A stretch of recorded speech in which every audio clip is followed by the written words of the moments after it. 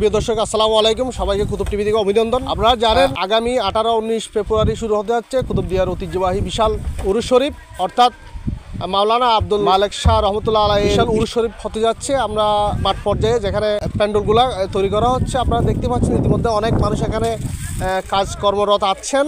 তো আমরা একটু জানতে চাই, আমরা এখানে দেখতে পাচ্ছি কর্মরত একজন মানুষ দেখতে পাচ্ছি এখানে কাজ করতেছেন। আমরা একটু জানতে চাই আপনার বাড়ি কোথায়? আনোয়ারা গৈরা।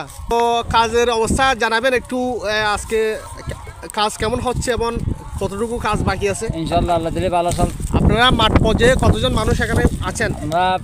আমরা গৈরা থেকে আসি 60 জন। 60 জন। আনোয়ারার আছে 60। আচ্ছা, এই মালেক শাহ হুজুরের উরুস শরীফে কাজ করতে কেমন লাগতেছে? খুব ভালো আনন্দ লাগতেছে, খুব খুশি আমরা। আপনাদের কোনো পরিশ্রম হচ্ছে কিংবা কোনো কাজের প্রেশার দেওয়া হচ্ছে কিনা? কোনো পরিশ্রম নাই, আমরা কাশি খুশি আনন্দের সাথে কাজ করতেছি। আজকে থেকে আরো যতদিন আপনাদের এক সপ্তাহ পরে আরো এক সপ্তাহ সবগুলো গোছাই সবগুলো কাজকর্ম সব গোছাই যাবো।